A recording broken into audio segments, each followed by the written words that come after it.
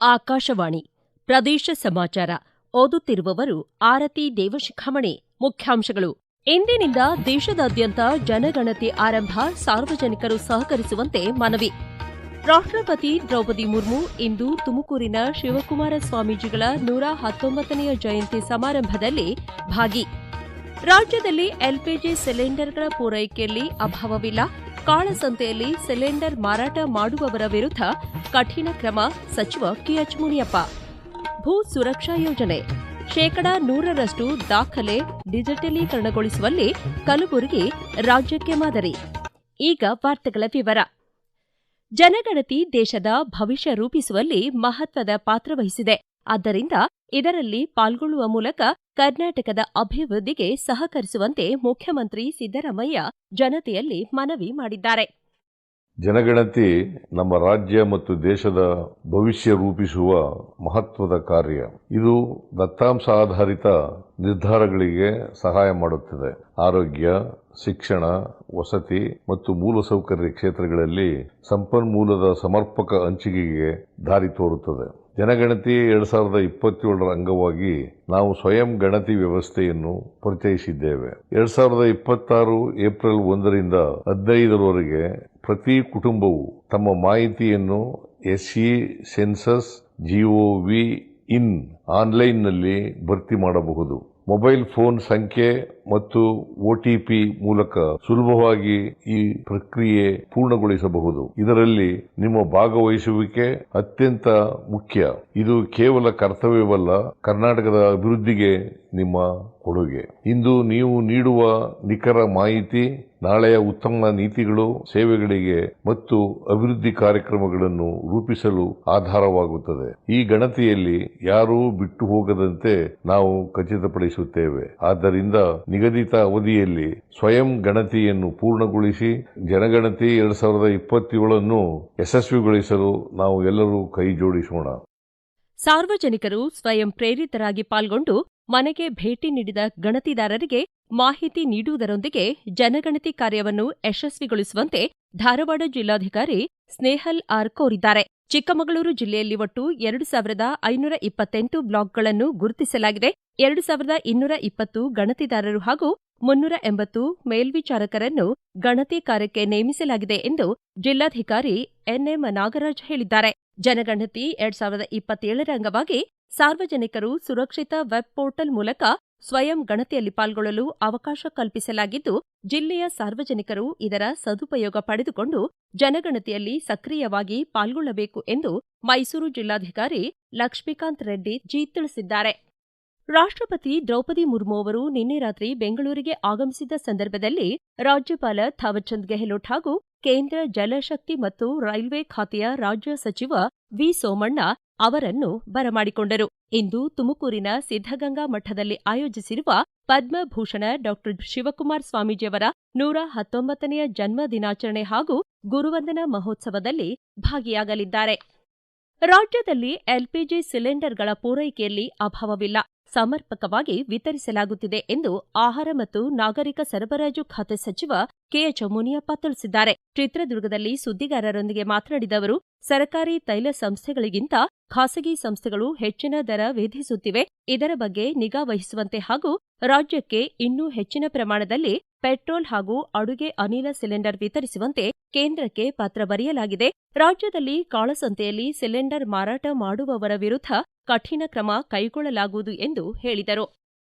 ಭೂಮಿಯ ದಾಖಲೆಗಳನ್ನು ಡಿಜಿಟಲೀಕರಣಗೊಳಿಸಿ ಅವುಗಳನ್ನು ಶಾಶ್ವತವಾಗಿ ರಕ್ಷಿಸುವ ಉದ್ದೇಶವುಳ್ಳ ಭೂ ಸುರಕ್ಷಾ ಯೋಜನೆಯಡಿ ಶೇಕಡಾ 100ರಷ್ಟು ದಾಖಲೆಗಳನ್ನು ಡಿಜಿಟಲೀಕರಣಗೊಳಿಸುವ ಮೂಲಕ ಕಲಬುರಗಿ ಇಡೀ ರಾಜ್ಯಕ್ಕೆ ಮಾದರಿಯಾಗಿ ಹೊರಹೊಮ್ಮಿದೆ ಎಂದು ಕಲಬುರಗಿ ಜಿಲ್ಲಾ ಉಸ್ತುವಾರಿ ಸಚಿವ ಪ್ರಿಯಾಂಕ್ ಖರ್ಗೆ ತಿಳಿಸಿದ್ದಾರೆ. ಈ ಕುರಿತು ಸಾಮಾಜಿಕ ಮಾಧ್ಯಮದ ಮೂಲಕ ಮಾಹಿತಿ ಹಂಚಿಕೊಂಡಿರುವ ಅವರು, ಸ್ವಾತಂತ್ರ್ಯ ಪೂರ್ವದ ಹಾಗೂ ಸ್ವಾತಂತ್ರ್ಯ ನಂತರದ ಲಭ್ಯವಿರುವ ಎಲ್ಲ ಹಳೆಯ ಭೂ ದಾಖಲೆಗಳನ್ನು ಸ್ಕ್ಯಾನಿಂಗ್ ಮತ್ತು ಡಿಜಿಟಲೀಕರಣ ಪ್ರಕ್ರಿಯೆ ಮೂಲಕ ರಕ್ಷಿಸಲು ಭೂ ಸುರಕ್ಷಾ ಯೋಜನೆಯನ್ನು ಜಾರಿಗೆ ತರಲಾಗಿದೆ. ಕಲಬುರಗಿ ಜಿಲ್ಲೆಯ ಚಿಂಚೋಳಿ ತಾಲೂಕಿನಲ್ಲಿ 2024ರ ಫೆಬ್ರವರಿಯಲ್ಲಿ ಪ್ರಾಯೋಗಿಕವಾಗಿ ಆರಂಭವಾದ ಈ ಯೋಜನೆಯನ್ನು ಜಿಲ್ಲೆಯ ಉಳಿದ ತಾಲೂಕುಗಳಿಗೂ ವಿಸ್ತರಿಸಲಾಗಿತ್ತು ಎಂದಿದ್ದಾರೆ.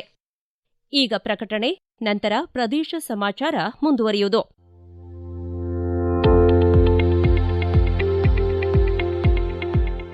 ನಮ್ಮ ಎಲ್ಲ ರಾಷ್ಟ್ರೀಯ ವಾರ್ತೆಗಳು ಹಾಗೂ ಪ್ರದೇಶ ಸಮಾಚಾರ ಈಗ ಆಕಾಶವಾಣಿ ನ್ಯೂಸ್ ಕನ್ನಡ ಯೂಟ್ಯೂಬ್ ಚಾನೆಲ್ನಲ್ಲಿ ಲಭ್ಯ. ನಮ್ಮ ಎಕ್ಸ್ ಖಾತೆ ಮತ್ತು ಇನ್ಸ್ಟಾಗ್ರಾಂ ಖಾತೆ ಆಕಾಶವಾಣಿ ನ್ಯೂಸ್ ಕನ್ನಡ. ಹೆಚ್ಚಿನ ಮಾಹಿತಿಗಾಗಿ ನಮ್ಮ ಫೇಸ್ಬುಕ್ ಖಾತೆ ಆಕಾಶವಾಣಿ ವಾರ್ತೆ ಕನ್ನಡವನ್ನು ಅನುಸರಿಸಿ. ಮಾಹಿತಿಗಳ ಹೂರಣ, ವಾರದ ಕಾರ್ಯಕ್ರಮ, ಪ್ರಚಲಿತ ವಿದ್ಯಮಾನ ಪ್ರತಿ ಬುಧವಾರ ರಾತ್ರಿ 9:15 ಪ್ರದೇಶ ಸಮಾಚಾರ ಕೇಳುತ್ತಿದ್ದೀರಿ.